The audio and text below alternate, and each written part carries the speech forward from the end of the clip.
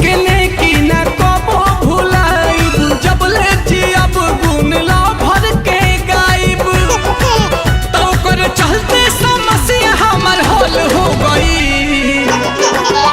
पिता कटल सियार पिता बनले भतार, प्यार कइल सफल हो गई।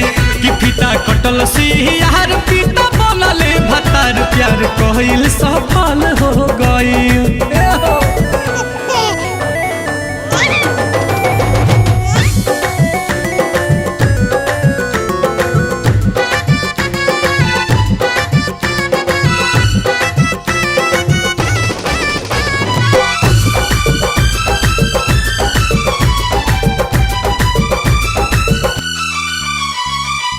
बाजारा बोला के कहल जान राख दूरी हो, पियावा खटाई दिन रात एक सूरी हो। चूल्हा चौकी संगे ले लगायान कटनी पीटनी के, उखियो हरियो में घुमल बा जरूरी हो। बाजारा बोला के कहल जान राख दूरी हो, पियावा खटाई दिन रात एक सूरी हो। चूल्हा चौकी संगे ले लगायान कटनी पीटनी के, उखियो हरिया में घुमल बा जरूरी हो। नैहर में सिखबू तो ससुरा में टिकबू, ओतने भेटाई माजा जतने परिकबू। सच सुर हुआ ना ओकर कहल हो गई। पिता कटल सियार पिता बनले भतार, प्यार कइल सफल हो गई।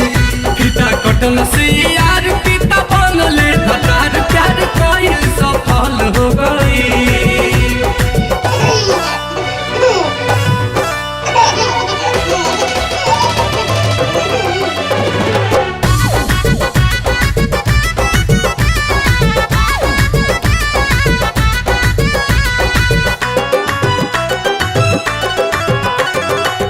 कई के भरोसा कईनी बतिया पयमल हो, उनके हदेन बानी ससुरा में जमल हो। एक एक चीज सुगायस उ सिखवल, कई के ट्रेंड हमके भेजले नील कमल हो। कई के भरोसा कईनी बतिया पयमल हो, उनके हदेन बानी ससुरा में जमल हो। एक एक चीज सुगायस उ सिखवल, कई के ट्रेंड हमके भेजले नील कमल हो। सोनू सुधा करके सको ना भइल, रंग लाइल मेहनत यारवे के कइल।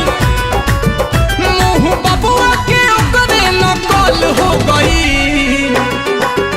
पिता कटल सियार पिता बनले भतार, प्यार कइल सफल हो गई।